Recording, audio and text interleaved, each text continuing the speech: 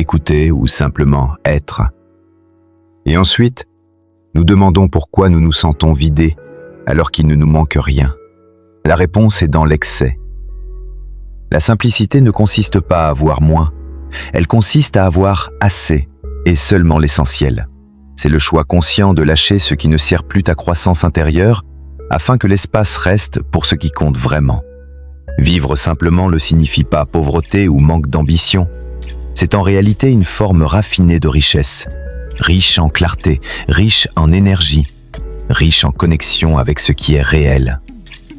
Lorsque tu n'es plus tiré par des choses qui ne t'appartiennent pas, tu commences à ressentir la profondeur de chaque instant. Une pièce rangée te permet de mieux respirer. Un emploi du temps calme libère ton esprit. Quelques vrais amis te libèrent du besoin de faire semblant. Un travail porteur de sens te fait sentir que tu contribues, pas seulement que tu gagnes. Ces petites choses, choisies avec intention, forment la base d'une vie profondément épanouissante. La qualité de la vie ne réside pas dans le nombre d'expériences, mais dans la profondeur de chaque expérience. Ceux qui vivent simplement savent ce qui leur appartient et ce qui ne leur appartient pas. Ils ne gaspillent pas leur énergie dans des courses inutiles. Ils ne mesurent pas leur valeur par la comparaison. Ils ne laissent pas les médias leur dire comment vivre. Ils sortent du cycle de la consommation, laissent derrière eux les compétitions creuses et se tournent vers l'intérieur pour trouver une clarté silencieuse. Dans un monde qui glorifie l'agitation, ceux qui choisissent de ralentir sont les courageux. Dans une société qui vénère le matérialisme, ceux qui choisissent la simplicité sont les vraiment forts. La simplicité demande du courage, car elle te demande de rejeter ce que la majorité considère comme nécessaire. Elle n'est pas pour ceux qui ne savent pas ce qu'ils veulent vraiment. La simplicité ne signifie pas que tu n'as pas d'ambition. Elle signifie que tu as clarifié quelles ambitions sont vraiment les tiennes et lesquelles ont été empruntées aux autres. Elle ne signifie pas se cacher du monde. Elle signifie y entrer avec légèreté, calme et authenticité. Quand tu n'es plus esclave de désirs sans fin, tu commences à remarquer la beauté dans les plus petites choses. Le chant d'un oiseau au matin, la lumière du soleil traversant la fenêtre, une conversation sans jugement, une soirée passée seule avec un livre et le silence. Ces moments simples sont parmi les plus puissants remèdes pour l'âme. Ceux qui vivent simplement comprennent que l'esprit ne peut aller en profondeur que lorsqu'il n'est pas encombré par d'innombrables choix futiles. Ils savent comment faire une pause, comment éliminer le superflu, comment dire non et comment donner leur temps uniquement à ce qui compte vraiment.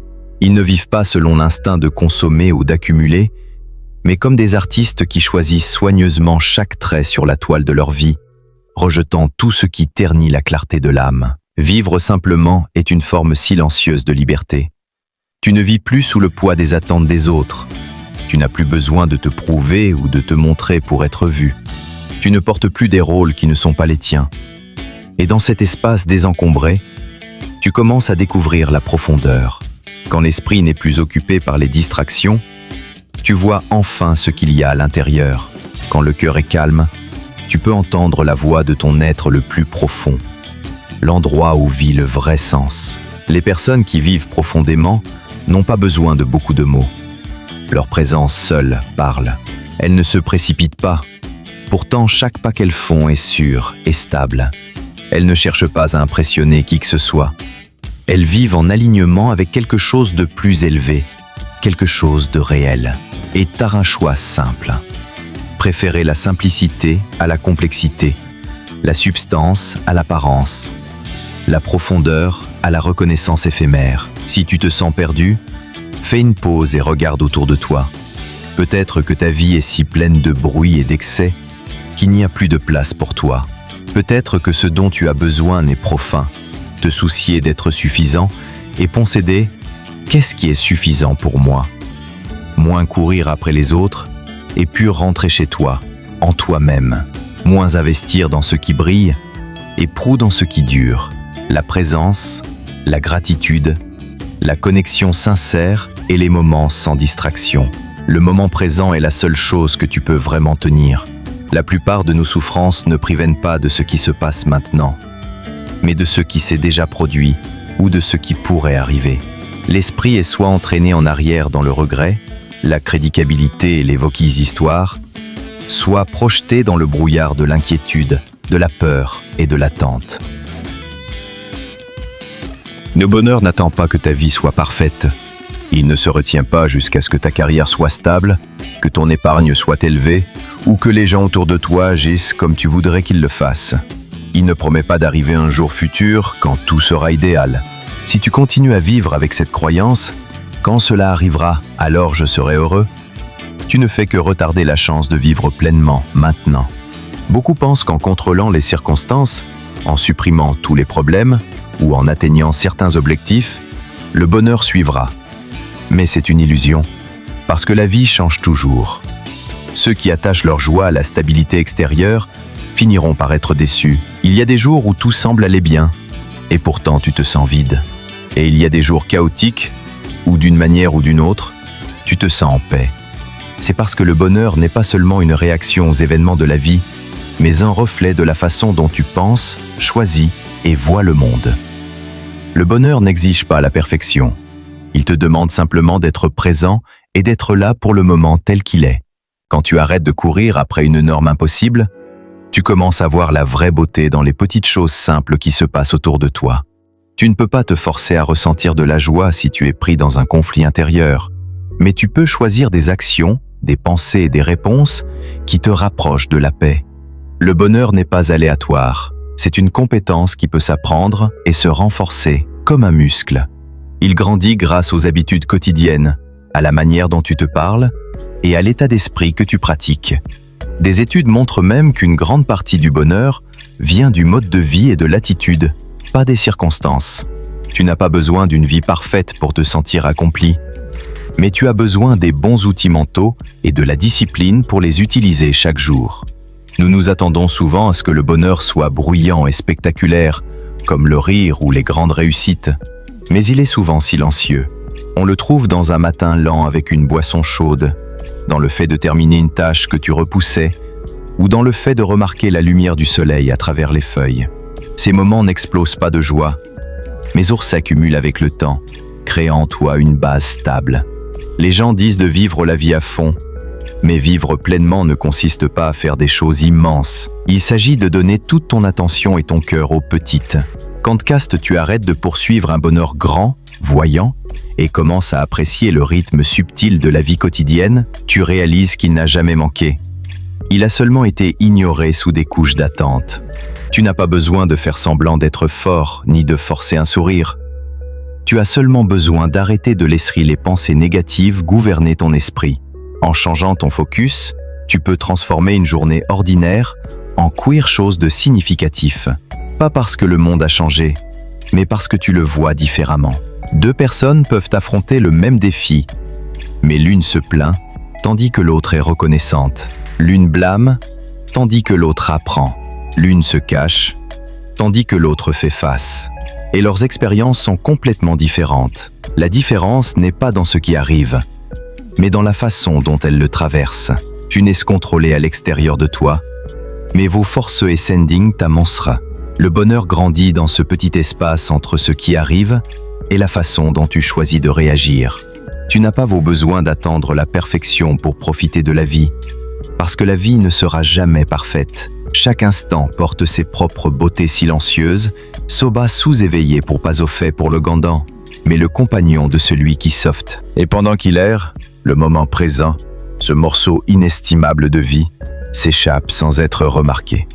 La présence n'est pas une idée abstraite, elle est le fondement d'une vie véritablement éveillée. Quand tu es présent, tu ressens chaque respiration, chaque émotion et chaque regard subtil dans les yeux de l'autre.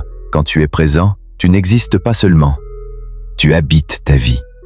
Pourtant, beaucoup de personnes vivent comme si elles attendaient un moment futur pour enfin commencer à vivre.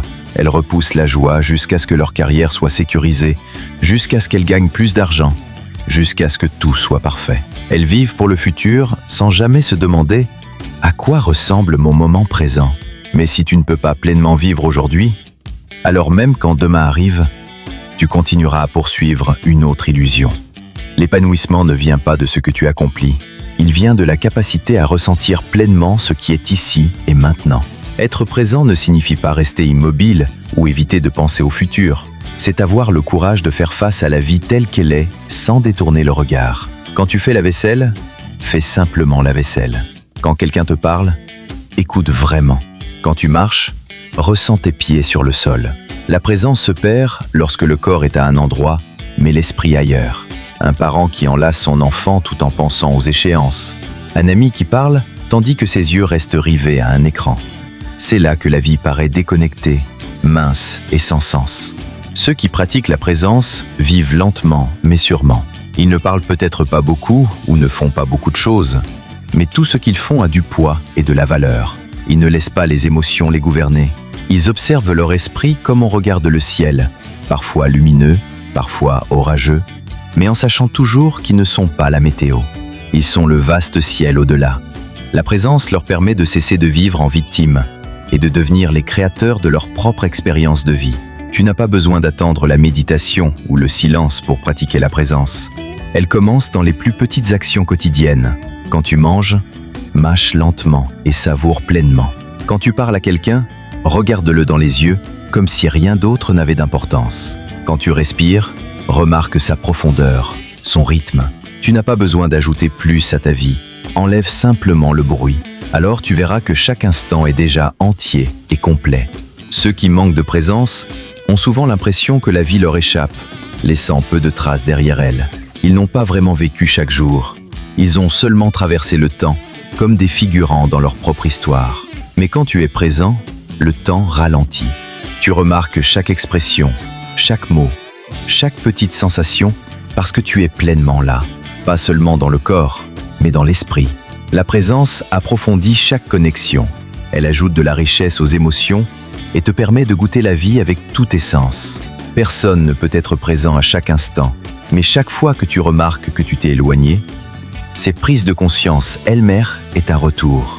Tu reviens à toi, au seul endroit où la vie se déroule vraiment. Cet instant, entier et intact. Chaque retour entraîne un muscle silencieux, le muscle de la conscience, comme il se renforce avec le temps.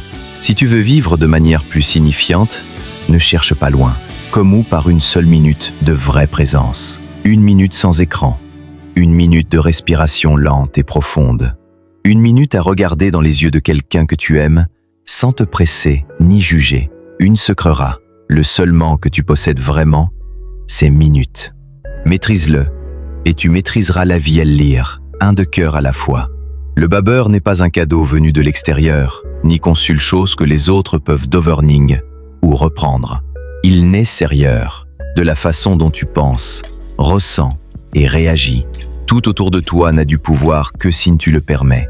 Une fois que tu vois cela clairement, tu récupères ce qui a toujours été à toi. Ta ponce ton hacking.